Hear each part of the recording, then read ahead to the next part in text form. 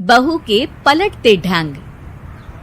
पुणे में रहने वाली शीना की ससुराल में सिर्फ 3 लोग थे।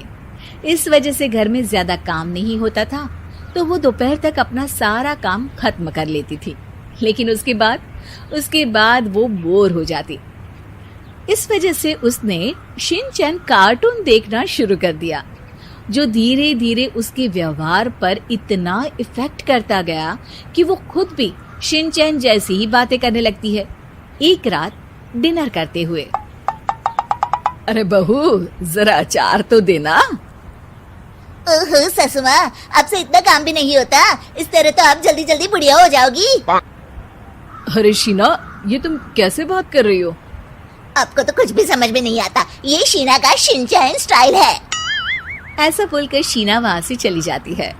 अगली सुबह शीना सबके उठने से पहले ही घर का काम खत्म करके कार्टून देखने बैठ जाती है। अरे वाह बहू, कमाल ही कर दिया। इतनी जल्दी सारा काम खत्म कर दिया। बस भी कीजिए, अब मैं इतनी भी कुछ खास नहीं। ओफो, तुम और तुम्हारे शिनचैन का भूत, जाने कब नॉर्मल इंसान की तरह बात करोगी। मॉम, आप तो बस मुझसे जलती रहती हैं। आपको क्या पता मेरी लाइफ कितनी मुश्किल है। अच्छा छोड़िए, अब मैं शॉपिंग के लिए जा रही हूँ। हाँ, तो ये है तुम्हारी मुश्किल लाइफ। शीना शॉपिंग करने मार्केट पहुँच जाती है, जहाँ उसे जय के ऑफिस की एक लड़की मिलती है। हेलो, आप जय की वाइफ है ना?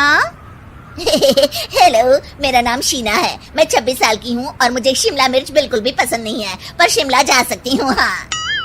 शीना की बात सुनकर लड़की आगे कुछ बोले बिना वहाँ से चली जाती है। कमाल है, आजकल के बच्चों को इंटेलिजेंट लोगों से बात करना आता ही नहीं। शीना शॉपिंग करके घर वापस आती है, जहाँ सास और जय साथ बैठकर आइसक्रीम खा रहे होते हैं। मैं कितने मतलबी लोगों के बीच रह रही हूँ। एक छोटी प्यारी बच्ची के बारे में सोचे बिना सब आइसक्रीम खाने बैठ गए। अब इतना नाटक करने की जरूरत नहीं है। तुम्हारी आइसक्रीम फ्रिज में रखी है, खा लो। आइसक्रीम, मैं आ रही हूँ। इसी तरह दिन बीतते हैं। अभी तक तो घर में सारे लोग शीना की हरकतों से परेशान हो चुके होते हैं।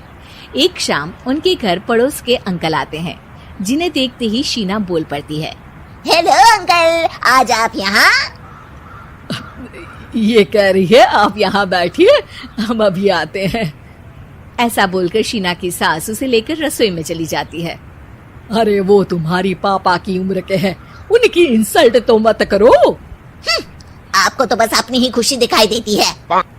शीना के ऐसे बोलने पर सास हैरान रह जाती है और शीना बाहर आकर अंकल से कहती है, तो अंकल, आज आप क्या लेने आए हैं? या फिर बस सासू माँ को देखने का बहाना चाहिए? वैसे ये इतनी भी अच्छी नहीं है, पूरा समय मुझे डांटती रहती है और कभी कभी तो खाना भी नहीं देती। अंकल हैरानी से उसकी ओर देख रहे हैं। तभी उसकी सास वहाँ आती है। अरे शीना, इतना झूठ मत बोलो, मैंने कब तुम्हें खाना नहीं दिया? अरे ऐसा बोलोगी तो तुम्हें आज रात का खाना सच में नहीं मिलेगा। देखा, मैंने कहा था ना, बच्ची पर जुल्म करती है। आप मुझे अपने घर ले चलो अंकल। इस तरह दोनों सास बहू में तू मैं शुरू हो जाती है, जिसे देख अंकल तो डर कर भाग जाते हैं, लेकिन वो दोनों चुप ही नहीं होती।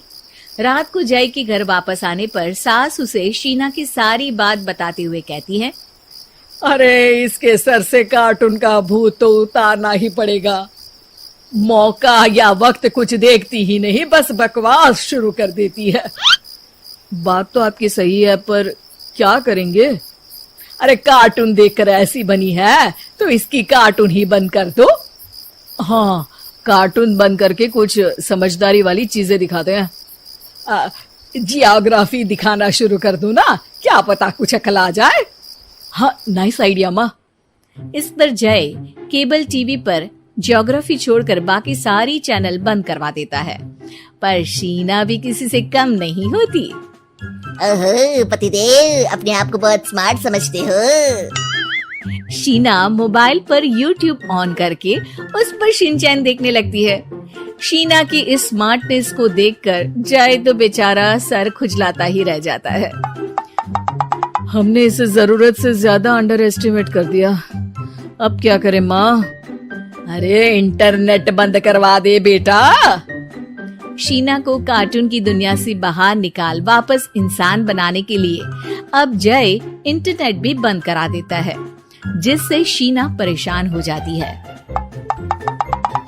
सब मेरी खुशी से जलते हैं, पर अब क्या करूं? शीना सोच में पड़ जाती है, लेकिन कोई आइडिया नहीं मिलता, जिस पर मजबूरी में वो ज्योग्राफी देखना शुरू कर देती है। हाँ, लगता है अब कुछ ही दिनों में इसके सिर से शिनचैन का भूत उतर ही जाएगा। हाँ बेटा, उम्मीद तो यही है। दिन बीतते हैं और घर में सब शीना के बोलने का इंतजार करने लगते हैं, लेकिन शीना टीवी में ऐसी खो जाती है कि उससे पूछे सवालों का हाँ या ना के अलावा और कुछ जवाब ही नहीं देती।